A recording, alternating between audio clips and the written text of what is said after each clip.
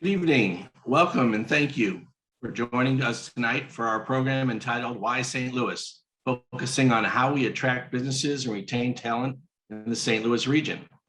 My name is Mike Lefton, and I'm one of the co-chairs of tonight's program, along with Stephanie Gross. In addition to serving as co-chairs, we both also serve as members of the Jewish Federation's Board of Directors. The Professional Society of Jewish Federation would like to welcome all of you tonight, our members and our guests, and we would especially like to thank our sponsor, Reuben Brown, for their ongoing support. You might say the Jewish Federation is the FCC, funder, convener, and communicator of our Jewish community. One of the core commitments of the Jewish Federation is to expand and strengthen an engaged, vibrant, and flourishing Jewish community. But that can only take place with a vibrant St. Louis community. Tonight's session is going to focus in on that point through the lens of talent in the St. Louis region. The Professional Society of Jewish Federation is a group of donors from the healthcare, legal, financial, real estate, and business fields that puts on programs that appeal to its members. And this evening, the Business and Real Estate Division of the Professional Society has assembled an outstanding group of leaders who will discuss tonight's timely topic and share their wisdom, insights, and lessons learned. First, a little housekeeping. Tonight's program is being presented in a webinar format. Our moderator will be seeing your questions in the Q&A, and we'll try to get to as many of them as he can throughout the program. So please post questions as you think of them. We will reserve some time at the end of the program to get to as many questions as we can. So let's get started with tonight's program. So why St. Louis? Why should businesses move here or stay in St. Louis? For those seeking jobs, many questions arise. What are the benefits of moving to St. Louis? Do other cities provide a better opportunity? Why stay here? Are we welcoming immigrants and providing employment opportunities for them? Tonight, we'll be tackling those questions and much more. We asked St. Louis Mayor Tishaura O what her answer would be if asked the question, why St. Louis? And this is what she had to say.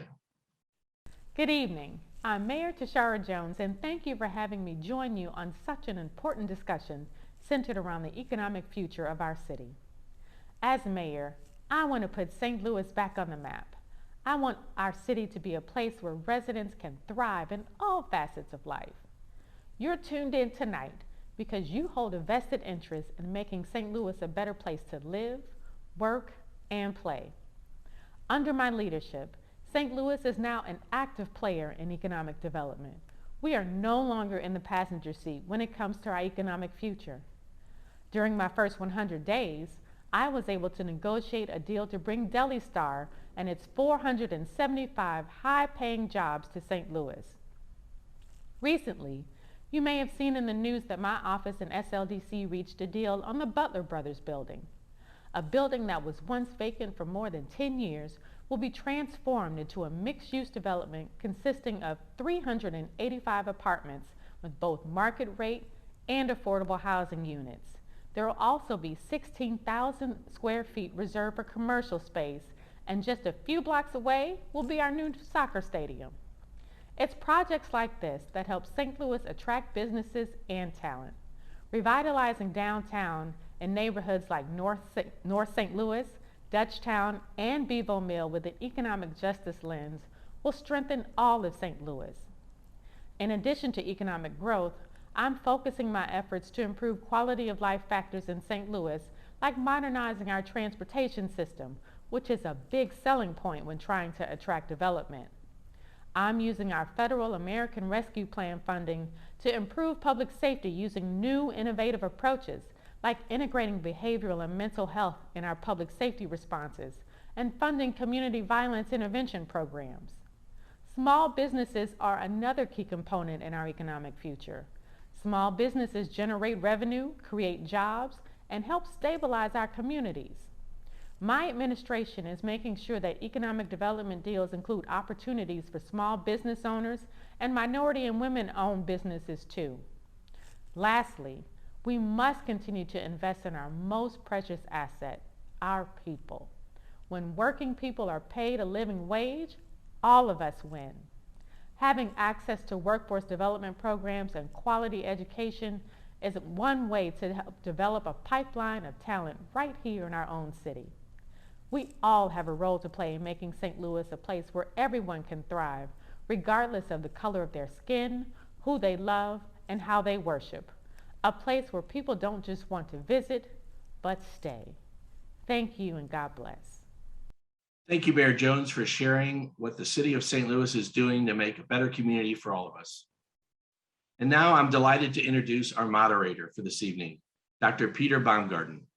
Peter is the Koch Professor of Practice for Family Enterprise at Washington University in St. Louis at the Olin Business School. In addition to being the director of the Koch Family Business Center, Peter teaches leadership, organizational design, and strategic management at Olin. As a researcher and consultant, his past clients include MasterCard, AB InBev, Edward Jones, Charles Schwab, Bunge Global, Bayer Monsanto, and CCA Global, just to name a few. Peter is a dynamic, high-energy individual, and we are fortunate to have him as our moderator tonight. Peter? Mike, thank you very much for that kind intro, although I always ask people to give a little bit less of the positive side just to temper expectations. But the good news is I don't have to deliver all the value today. We have an amazing set of panelists here that I want to introduce us to here shortly. Just to get us started, let's actually take those three. So we have Chris Junquera, Jason Hall, and Betsy Cohen joining us, so we can pull them up on the screen here shortly. To give you a quick intro on these three and why it's relevant to hear from them, Chris is joining us as the Vice President of Human Resources at Bunge Global, an organization that has just recently moved their global headquarters to St. Louis. Chris and I didn't talk about this beforehand, but my dissertation research was inside Bunge. So every time I hear Bunge, I have a little bit of dread and also deep anxiety that emerges, but I'm doing my best to make sure that it bubbles down at a low level. Great to have you here, Chris. We are also joined by Jason Hall. So Jason Hall is the CEO of Greater St. Louis Inc. He's a Phi Beta Kappa graduate of Bates College and also a graduate of Vanderbilt University Law School. Jason, if you haven't been following along, has been all over town. I am oftentimes taking my first cup of coffee with news of what Jason did last night on LinkedIn every morning. So great to have you here, Jason, and I appreciate your joining us. Thank you.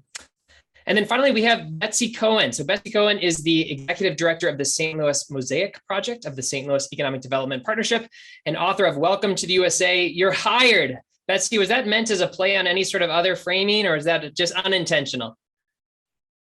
You're hired, a guide to foreign-born people seeking jobs. Great to have all three of you here today. I'm really looking forward to the conversation. So let me get started with a brief story. And given the time, I will make sure it doesn't go too long because I want to hear from you all shortly. But Harvard University's famed urban theorist, Ed Glaeser, once said this about Seattle. It was 1971, and two individuals put up a billboard that basically says, turn out the lights when you leave because no one's coming back, something like that. And in large part because of the fact that in the early 1970s, no one could really imagine a Seattle with a smaller version of Boeing. And Boeing was at that time moving jobs outside of the Seattle area. Now, we've been following along, many of us, for the last 50 years since that billboard was put up. And we know that Seattle is the home of Amazon, Microsoft, Costco, Starbucks. I had some of that vision this morning for coffee. But these are companies that didn't even really exist at the time of 1971. They were maybe bumbling around in someone's vision of what they wanted to do, but many of them came after the fact. And really, in a lot of ways, what this highlights is that the most precious resource of any city, of any urban area, as we heard from the mayor's comments, is its people, the people that are inside the walls of the city, the people that might come inside, move to this city, the people that populate our companies, so on and so forth. So in other words, the key to growth, according to Ed, is really about human capital. Human capital is the core. And so I want to start with that comment for each of you, because I think you all approach it slightly differently based on the roles that you all operate from. In fact, Betsy, I'm going to have you kind of kick us off. When you think of that framing of the importance of people, what does that imply about the work that you're doing, the work that we should be doing as a city, so on and so forth? I would say that the talent we have is both in our native-born population that we must develop, but we also have an opportunity to attract and retain foreign-born people of all ethnicities and all skill levels that come to our universities, our corporations, that come as refugees, that start businesses, and we need both. It's not or, but it's both. Great. So Betsy, let me just do one quick follow-up on that because I love that framing. If you were to think of certain cities that do that welcoming well, what are they doing differently than perhaps we're doing in St. Louis? It's not to imply that we're not doing it well, for example, but if you look at some of the exemplars of welcoming those from outside our walls, what is it that they do from a culture or structural standpoint?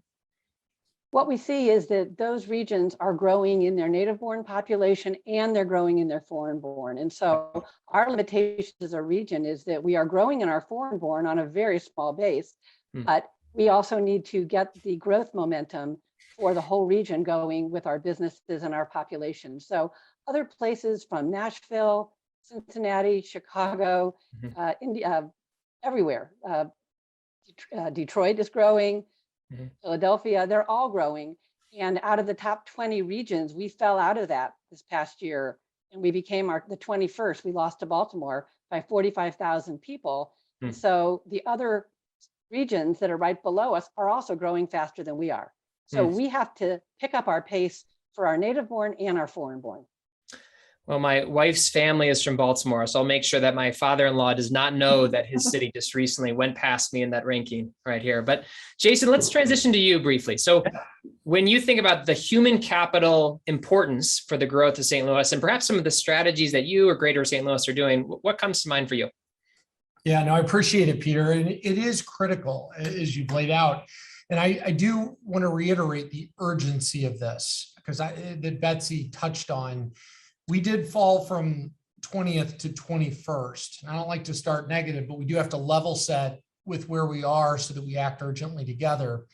That placed us 47th out of the top 50 metros with a 1.2% growth rate. Detroit Metro grew almost twice as fast as we did. Cities and metros like Indy, Nashville, 10 times the rate. So this is a critical issue, and this is a very critical decade, which is why the business sector came together in a historic merger to say we've got to come together around an agenda, a voice, and provide direction. Because at the end of the day, talent, whether here in the market or talent that may be coming out of university or coming from a foreign country, they want to go to a place of opportunity. And in order to communicate the value and the opportunities that we have, we've got to get that voice out there with clarity and point in the direction that we are headed. What is special about the place? What are the industries that are thriving? What are the cool and interesting problems that you can work on and new technologies that are at the forefront? And we've got all of those assets. We've got to lean into them much more aggressively. You saw that on display last week, geospatial, one of the big tech sectors where St. Louis can be a global leader. And this is a fast growing industry and catalyzed here locally by the nearly $2 billion NGA headquarters investment. We hosted over 3,000 people from over 24 countries in downtown St. Louis because this is an area that we're leaning into. And many of them that I spoke to may have been to St. Louis for the first time, wowed by what they're seeing, the quality of life. There was a former mayor of Beverly Hills here, and he's like, this is extraordinary. Why aren't you guys telling the story better? So I think leaning into what we got, and we've started now under the STL Made movement, getting out that story because you can't be the best kept secret and expect to grow. Great. So that's a really nice framing. And Chris, I do think it transitions over to you well, because you are an example of someone that has come recently into St. Louis, both at the company level as well at the individual level. So what have you seen that, for example, St. Louis has done well or could do better when it comes to growing the human capital of this area? Yeah, absolutely. I think Jason kind of hitting to a point that it takes until you come here to really get impressed by the city. And we experience it throughout our process with the transfer of our employees here.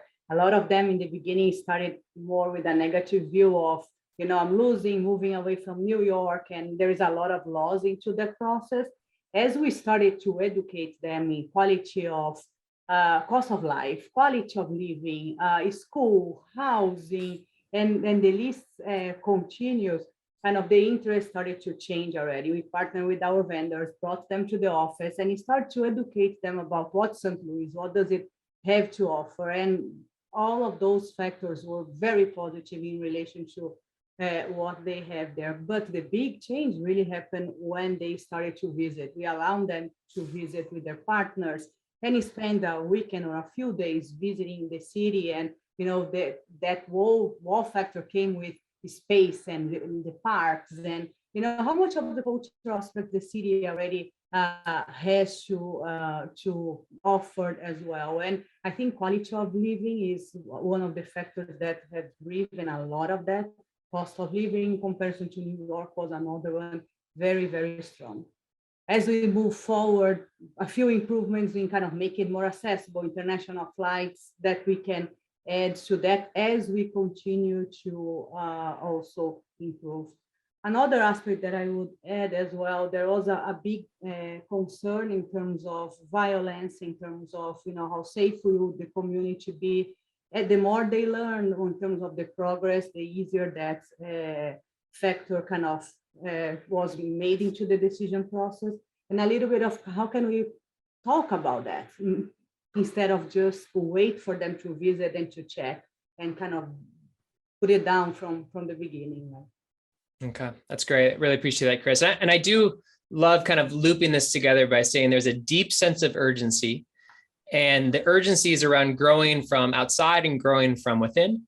And to do that, it's both a mix of highlighting the things that are already going well and starting to identify and target some of the areas when there is some area for improvement. I mean, it's that comprehensive strategy that I think Greater St. Louis has been able to kind of leverage given this kind of merger of entities, but one that we should be building on over time.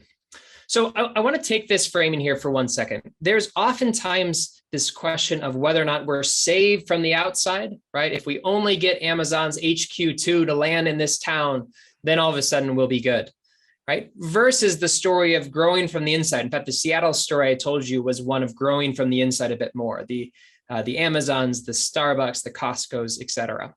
So I'm curious from each of your perspectives again, and maybe we start with Jason here on this one, because I think this is maybe especially relevant to some of the work that you're doing. What do you see as being the right balance of attention? So, right, you have a limited staff, you have limited time in the week, you have limited resources, and you've got to put them towards this idea of growing from within and growing from the outside. Do you split that 50-50? Do you blend it a different way when you think about what is the most critical way to reinvent and build upon the things that St. Louis has? Yeah, I like to think of like managing a retirement portfolio. You got sort of. Oh, Jason, you're making my eyes glaze over at this time of day. Retirement portfolio.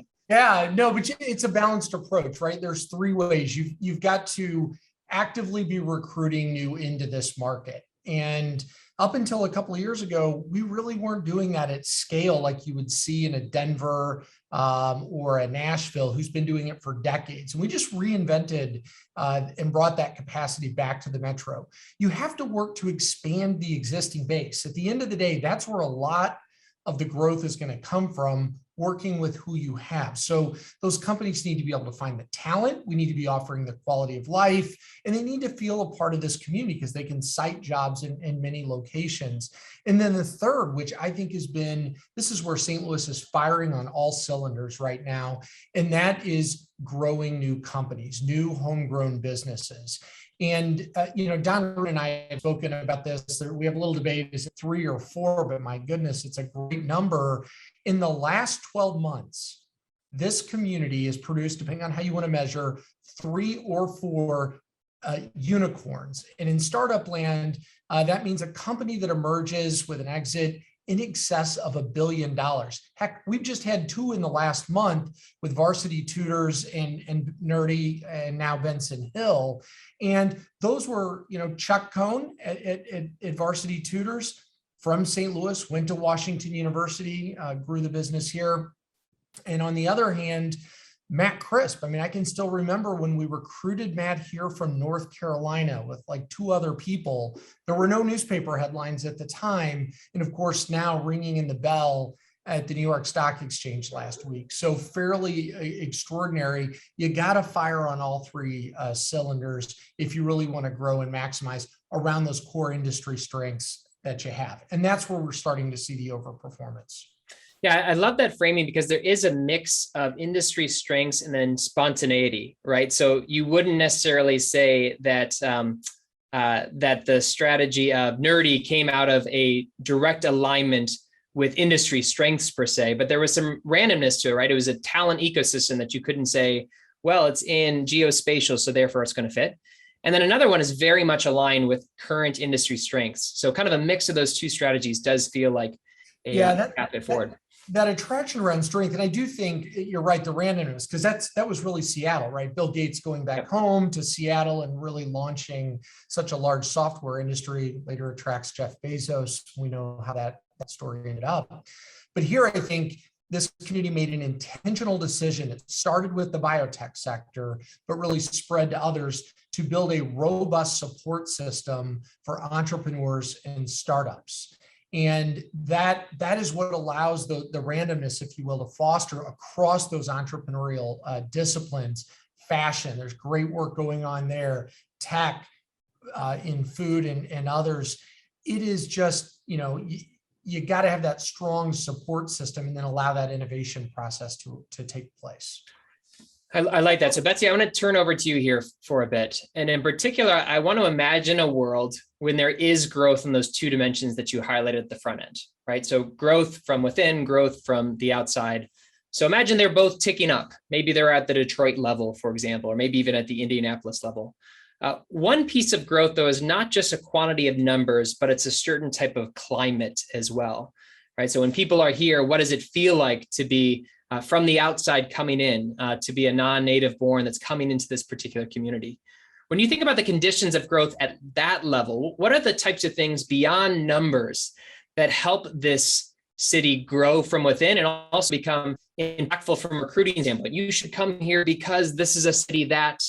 Fill in the blank there. Well, I'll tie the story to what Jason was talking about with Benson Hill. I mean, Benson Hill started at the Helix Center, which is part of the St. Louis Economic Development Partnership. They grew, they're part of 39 North. There is a lot of international talent. The Danforth Plant Science Center has more than 20 nationalities represented there. And what happens is when people come, they need to be welcomed.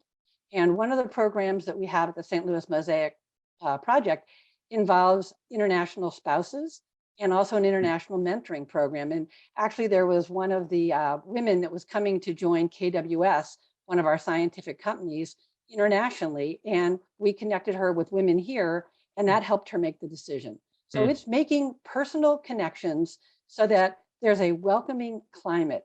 And this welcoming is going to be true whether someone is from our universities, whether they're in the scientific community, or even if we welcome new refugees that are coming, and we can talk about that later. But we as a region, each of us individually and in our spheres can be welcoming and have a personal connection that says we care. Yeah, Betsy, what I like about that as well is it does make us realize that when we talk about living in a given city, none of us really inhabits a single city. We inhabit a neighborhood, and a neighborhood with a network of connections. And when we say we love living here, it's because we love our neighbors or our friends or our community, our religious communities, amongst others. And so I think that puts the impetus not merely at the policy level, but also at the individuals of saying, how are you at welcoming, right? When someone moves into my neighborhood or someone is a student that comes into Washington University, how well am I at plugging them into the city? I think it's good to think of the policy levers and the levers that we're expecting of our larger organizations or anchor institutions. But I love how you pivot towards this level of the responsibility that each of us has as well. So Chris, I want to do one other angle on this question, and then we're going to transition. But if you noticed in Jason's framing, he talked about the importance of the talent ecosystem for recruitment. So in other words, at least from what I've heard and read about the company relocation decision, partly it's determined by tax, partly it's determined by cost of living. But one piece of it is to realize that human capital is incredibly important for organizations. So you're thinking about how it is to recruit locally and also to recruit from organizations coming into this region from outside of town, and perhaps worrying about whether or not that's going to be more difficult from St. Louis versus White Plains. So tell me what are the things that you think are going well on that dimension that has been maybe a surprise of this has been great, and maybe some other areas where you're saying, you know, for organizations like Bunge to make the relocation, this is the type of thing that needs to be better. Yeah, absolutely. So talent was one of the key factors in our decision process, and having global food, agri-food kind of companies in Missouri, and having that kind of baseline or the gateway for all the agricultural technology and innovation, having some birth there was really, really important. We have, as we look in terms of what we have recruited in the last 2 years, approximately 25% of our new hires, they relocated into St. Louis.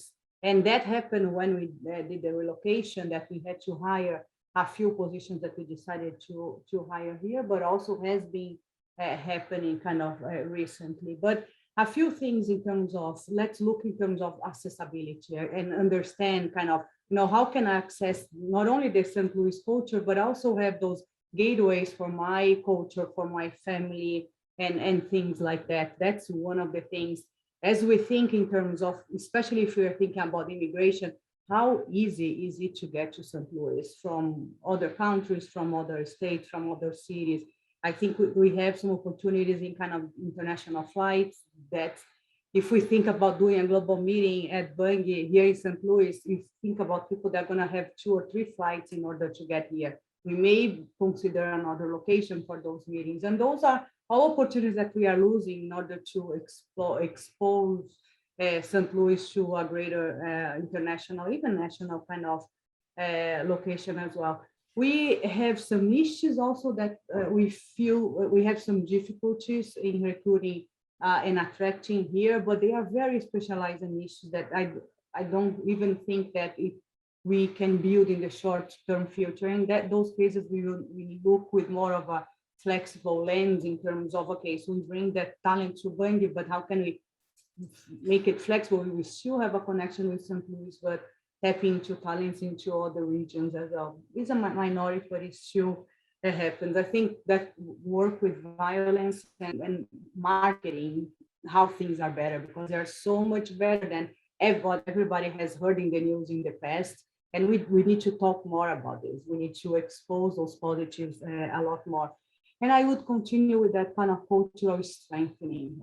Very, very important that we make it broader, and we continue to open up the possibilities for them in terms of entertainment and things like that. Good. All in all, we haven't been finding a lot of difficulties in attraction into the St. Louis area, which is good news. That's great.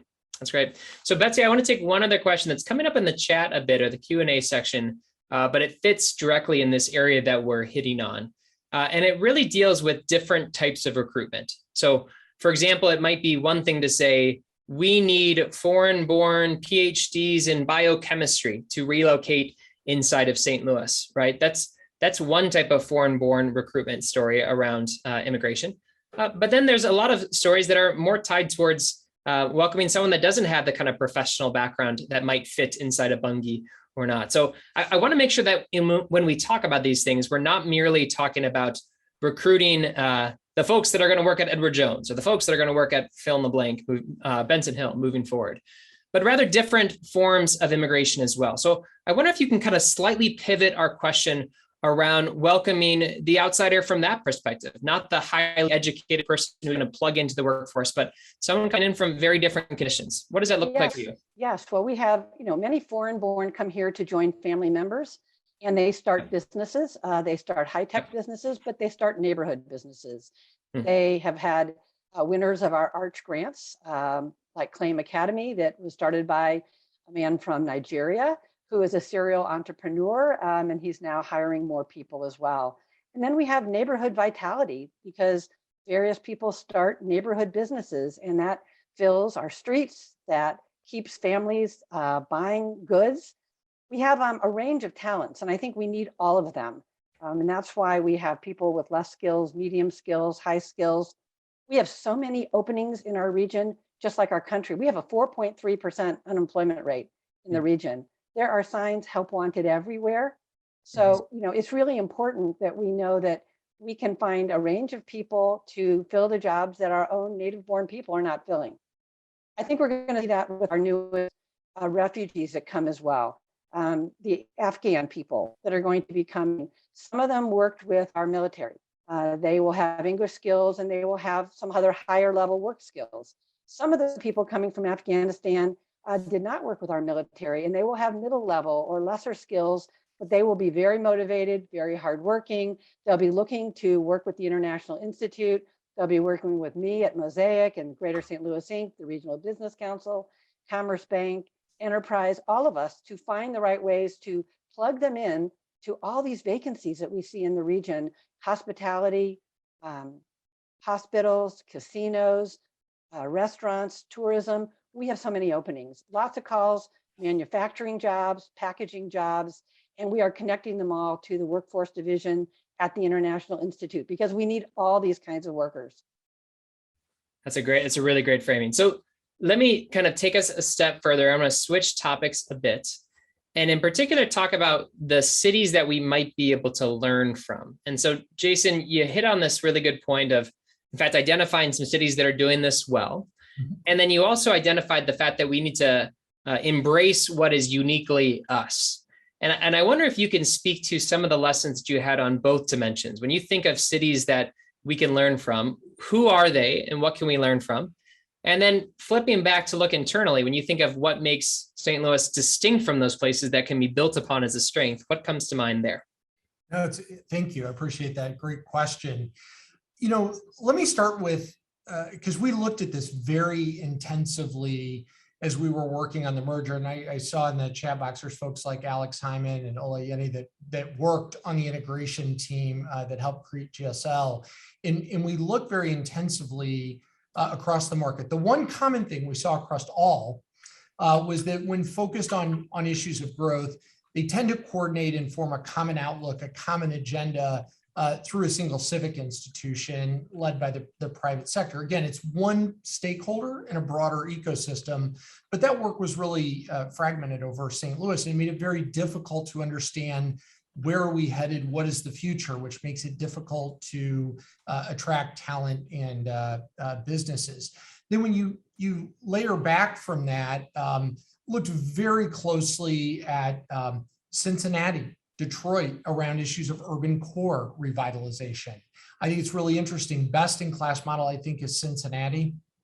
And they reversed a 70-year slide in their city population. Again, an older industrial city, had a lot of those challenges, put up, it was between 4 and 5% growth in the city of Cincinnati. So they're 20 years in kind of a Cortex-like effort and intensity around their downtown and greater downtown. And we know from our diagnostic that Bruce Katz led as part of the 2030 jobs plan, we are weaker there, substantially so than our peers. So I think I like what we're seeing out of Cincinnati. I think the Denvers, the Charlottes, the Indianapolises, what you really see there, long-term focus around strengths, certain industry sectors. Don't try to be all things to all people. And you can't switch gears every year for every new idea that gets surfaced. And we have, it's been very difficult to have the execution strength. And one of the things Bruce noticed about St. Louis, we tend to sub-optimize a lot of programs. Like it's real easy to kind of get something started. We're doing less things at scale that you would see sort of going all in. We're seeing that change. I mean, projects like the Brick Line, which is probably the most transformative urban infrastructure project in the U.S. right now, with bike ped infrastructure to knit our neighborhoods back together in a city that is regenerating. And that's what, doing those big, bold initiatives like that we saw in other markets, I think incredible. But staying the focus on that agenda, some of those areas where we know we've got to lean in, biotech, food, obviously, think about it. Bunge, Benson Hill, over the summer, our team and partners successfully recruited Astera out of Canada. Aero Farms, the largest vertical indoor farming operation of Aero Farms that just went public, they chose this metro for that. So you can see leaning into that strength is terrific. We're seeing some early signs in geospatial. We need to be doing that in advanced manufacturing. We need to be doing that in fintech, financial services. Those are some of the opportunities where we have the opportunity to be globally significant. Their performance will have an outsized impact on the overall trajectory of this economy. And we need to understand it's making choices. We don't like to do that sometimes in St. Louis, but you've got to select certain things because resources are limited and some things will cause an over or underperformance in the economy around strength. That's a really great framing. So I want to go next to this question of perception. This has been bubbling up from a number of different answers. Chris, you brought it up. Betsy and Jason, I think, brought up perception to some degree. So I'm curious what perception matters, right? So if I could break this down a little bit in my professorial sort of way, not to lose too many people from the call, but there's perception that's accurate. And then there's perception that's disconnected from reality, right? So Chris, part of what you were mentioning to some degree was people came in with a perception that didn't mirror their experience when they came in. So I'm curious, I would assume that all of us agree perception matters, at least for the decision to relocate, to explore, to visit, et cetera. So I guess the question that I would have for each of you is, what is the critical perception that matters? And you all speak to it from different angles. Jason, you might be speaking to it from the level of company recruitment. Chris, you might be speaking from the level of talent recruitment, or even the decision of Bunge coming in. Betsy, you might speak about it from the immigrant population. I'm curious to some degree, what perception matters the most? Is it perception of crime, perception of education, perception of coolness, perception of growth? What are the things that matter the most? And Chris, why don't we start with you? When you think about your decision or what you're hearing on the ground from people that you're hiring and bringing in, what are the perception pieces that matter the most? Yeah, I think kind of, the very first one, and especially when you talk about families, kind of the violence one, I think is the most important, and talks about survival, right? That we had to break, we had to educate, and it was kind of head in front in the decision-making process as they understood kind of what the progress and what it really meant and how bigger St. Louis is than that part of history as well. Cost of living is absolutely head front as well. Kind of this, as people were making decisions and they were kind of looking at tax, they were looking at housing, they were looking at all those components of linked to cost of living. That was absolutely an important one. And that coolness aspect, I think it's there, but it translates different to different kind of type of families, right? It sometimes through schooling, sometimes through culture. I think it's there, but it was not the main decision process that we have seen with the people that were relocating. And for our new talents, I think kind of most of them are very similar. It's that kind of violence, it's that access, cost of living, opportunities also for a good quality of life in the city. Yeah, I'd imagine some of those are positive in the direction of St. Louis. So cost of living is something that if people see the cost of living is lower from moving from Manhattan, for example, or White Plains, that would be something they could easily measure and see. Crime is one that would push people away if they feel that there's this fear that might come from moving to town. Right. So some of those perceptions are negative, some of them are positive, some of them are more or less misaligned with reality. Betsy, from your perspective, what are the key perceptual things that you hear in the people that you work with? People want to know that other people like them have been here and that they're successful here. There's a community that is like them, but they also want to know that the general community is going to welcome them and accept them. And I think, we have a good reputation for that. Starting from when the Bosnians came in the 90s, and they were welcomed, they did well. And then because of that, secondary migration occurred and more people came to join their family and friends that were already here. And that was really what caused the growth. And that is truly ahead of us now with the Afghanistan opportunity, that if we are welcoming with jobs and the culture here and the way that we respond to people, not only will 1,500 people come, but they will stay and another 1,500 will come and join them, because people want to know that there's a place that they feel comfortable, that there are grocery stores that grow up to serve them, restaurants, and then a general culture. I will say Forest Park is a jewel. What we hear from a lot of our foreign-born community is they love the parks in St. Louis. They love the food in St. Louis, and they love the parks. But jobs is important. Jobs comes first, and then school, parks, food. Yep. I love to combine those two, right? When I get the good food in the park, then to me, that's a win. But I literally just did a run in the park before taking a shower and coming over to the Zoom. So I am fully with you on that. Jason, same thing from your end. Obviously, you're hearing it from individuals. You're also hearing it from companies. What are the perception pieces that seem to matter? Where is their perception negative and accurate? In other words, this is an area that we need to improve in order to make more alignment. Where is their perception off? What are you seeing? Yeah, a couple of just broad strokes on that. One, when it's talking about attracting a business in, talent, you have to have a stable, predictable business climate that's welcoming and inclusive. That ties back to talent. But the talent in the types of industries where we're competitive is just so critical. And so that is what they want to know. And the perception. And I think that's why you see strong performance in areas like the food and ag sector in next generation. I think it's why you're seeing strong performance in the entrepreneurial sector, because they see others like them being successful and a strong support network. On the flip side of that, and this ties into what Betsy and I were talking about, kind of the crisis that we're staring down is around growth. I think that growth rate is the existential threat to everything that we love about St. Louis. And if that growth rate stays in place for another 10 years, we're going to fall from 21 to at least 25, possibly as low as 30, because we're starting to lose our size advantages this decade. And that I say that just so that we're honest with ourselves. Businesses, it can act as a brake tap, because if you're not growing, they'll worry about the long-term ability to compete for talent and be competitive. And that's why growth matters so much, and inclusive growth. That really is our North Star, so that there's opportunities for everyone. And I do want to make clear, we've talked a lot about attracting new talent in.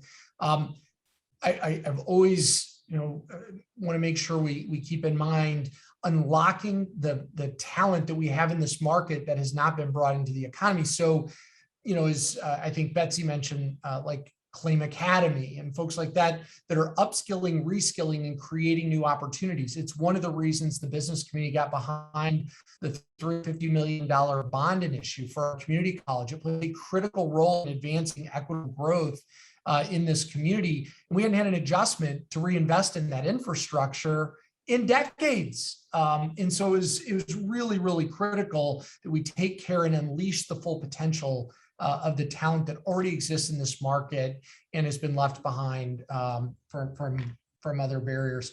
I also, just because I know, Peter, you love data, and this is a project Betsy and Alex Hyman and I and some others on here worked on when we were launching STL Made. I mean, we were one of the very few regions, there wasn't even a chief marketing officer on any of these 5 economic development groups on the private sector side telling our story every day. And just like a company, you need to do that repeatedly. So as part of that, we hired Brado in downtown St. Louis to do both a national and regional perception analysis. And it turned out, we thought the country would view us negatively. It turned out the country didn't even know it was supposed to have an opinion of St. Louis writ large. And so we've really got an opportunity to shape that reputation. I think even more powerful coming out of COVID, where everything is getting scrambled, people are opening their minds to new possibilities. It's the opportunity to define what St. Louis is going to be for that next decade. And that's why this work is so critical right now. Within the metro, though, diametrically opposed, we have a belief that is deeply held and statistically significant that the world views us negatively around issues of public safety and inequities. And it just turns out that the country doesn't know it was supposed to even have an opinion to begin with. And then we struggled. We saw this in the research as well, and an industrial psychologist helped with this. We struggled at the time, which is why we launched STL Made the way we did, starting first on stories from this market. People struggled to tell that forward-looking story of St. Louis, and they didn't feel equipped with the tools. And that's why it was really important so many groups came together to curate that narrative. And we like to say it's a region where you can start up, stand out, and stay. That reflects what the quantitative research said, that both internal to the market and external found very, very positive, and it moved the positive perception meter strongly positive. That's great. So Jason, let me ask you one other question. And then Chris, I want to go to you in a second to ask a little bit more deeply about the actual relocation of Bunge and to hear some logistics on that. But Jason, what I'm curious about is how we should think about the growth that we're looking for and where it should occur. So for example, do we need the city center to grow, or are we okay with Clayton growing? Do we need the city of St. Louis to grow if St. Louis County is growing? Are we comfortable with majority of growth happening in St. Charles County versus St. Louis County? When it comes to growth and how it's distributed, both what are you seeing right now? What areas are growing faster than others? What areas are shrinking?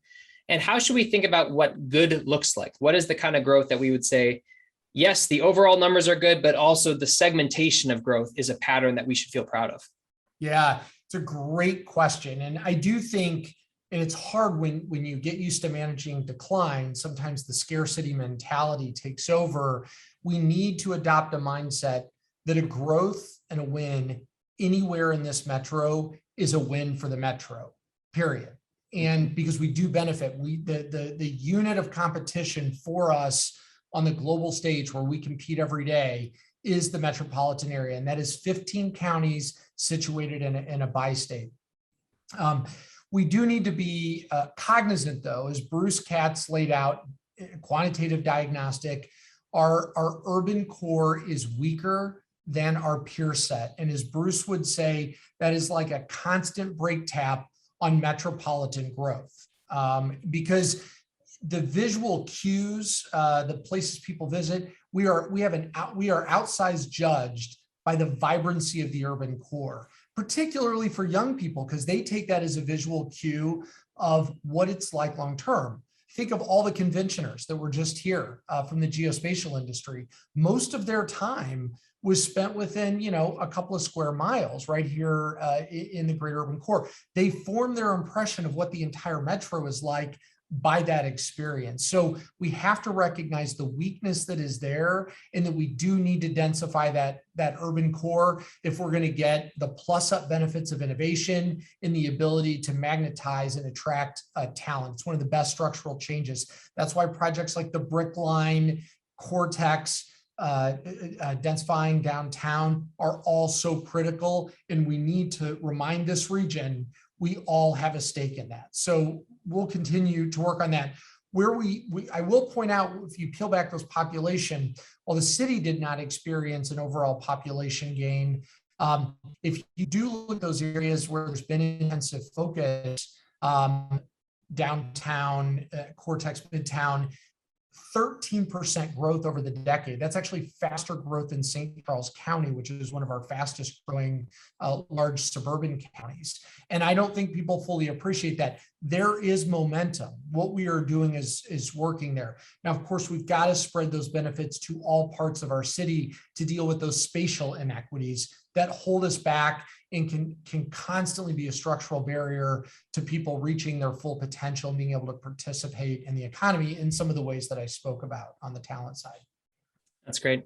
So just so you all are aware, in a few minutes, we've already actually transitioned towards the questions that are coming in from the audience, which have been fantastic. There's a bunch on my right, and there's a bunch sent in beforehand. But in a short bit to end with our time here, I'm going to be asking you to think about the things in your current role that you're focusing in on or really spending time thinking about as well.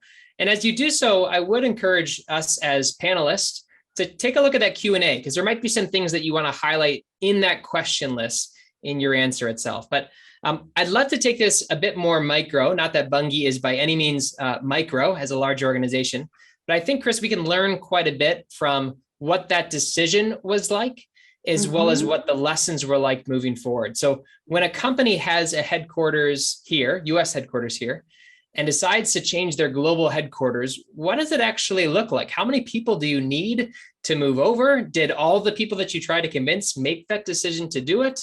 What did that look like logistically? Because I think it might shape how, let's say, Jason does his work, or how others might engage, Betsy might engage with people downstream that are trying to make some of those relocation decisions. Absolutely. And I would start kind of, the whole relocation of the office was absolutely linked with our global strategy for our business. As our new CEO, Greg, joined us, we went through a process of transformation, streamlining our business and making sure that making the transformation into global value chains and moving the office was part of the optimization of our portfolio and bringing our global headquarters closer to one of our operations. So with that, at the time that we decided to kick off the move, we had around 150 employees in White Plains. From the beginning, we clearly knew the population that we wanted to offer relocation. We clearly knew the population that it wouldn't make sense to offer the relocation as well. So we started with the relocation offering to about 90 of those 150 employees. So we had a 70% acceptance at the end. So we did relocate approximately 64, 65 employees into the St. Louis area. It was a journey, and it started with, we decided that we would give time for them to hear about the move, then to hear about the options for them personally, and time to get educated to make their decisions. So they had people talking to them. We had them visiting St. Louis. They had a timeline to accept or not accept that, and a window of approximately 6 months to move in, because we knew we wanted people to start to move early, but early was January and not necessarily fits kind of school calendar for families and things like that. So we had a window between January to June for those moves to happen. We asked them to make the decision before, so we had to plan as well. So we had approximately 100 people that we terminated. A small portion of that, I would say 30 to 20-something% of us were people that we offer relocation and they didn't accept. But at the end of the day, while we were migrating, there were benefits for those that were in St. Louis, as they were having opportunities to double hat and to grow and to be promoted. There was opportunity for the market as well. We hired approximately 60 positions into this office. That it didn't have the business case for us to relocate, and we could hire here as well. And we took very good care of the people that were terminated as well. So they knew in advance. We gave career support, career transition support for them as well. So with the same care that we focused on the people that were relocating, we did the same for those that were exiting, because it's a very, I would say, risk or very fragile kind of moment where you make the announcement and that entire population doesn't even know if they're gonna have the offer to go or not. And then when they have making the decision, then we need those to be, working until we turn off the lights of the office as well. So it did require all our leaders to be involved. It was not an HR initiative only. All our leaders were with us throughout the entire process, the decision-making process, the communication process, and the transition as well. All in all, I think it has been a very successful story with the three fronts: hiring, relocation, and even the terminations as well. Fantastic. That's fantastic. I think it's really nice to be able to look at it at a macro scale, and then also just to zoom in and to say, what does this actually look like? Thinking about things like the school calendar and whether or not that changes how people move. All right. So I want to finish with one rapid fire question to each of you before handing it over to Stephanie to close us out for the night. But based on either your own work or some of the things that you see in the questions, what's something that you're working on now in your own work that can directly address this challenge of why St. Louis in the talent story here? If you want to take it a little less vulnerable and point it out to the business community, things that you would encourage people to do as well, I think there's something to be said for that as well. So Betsy, why don't you kick us off? When it comes to either something you are working on directly to address some of the challenges raised today, or something you would encourage others to consider in their own work, what would that look like? I would say challenging your human resource people and your talent acquisition people to understand how you are posting jobs, how are you recruiting people, how is your company having an employee resource group or a business resource group, so that people that are not in your majority culture feel welcomed and that they're going to belong there. And so that's an opportunity to grow from our African-American community, from our immigrant community, all the things we can do to build up all the talent that we have here. And I think if we do that and we keep our talent that's here, staying here, and we attract other people, we will be growing in our population. And it's that growth of our population, to Chris's point, that will allow the airlines to say, oh, you're growing, we want to put an international flight there. So if any of you want an international flight, help us grow with everybody.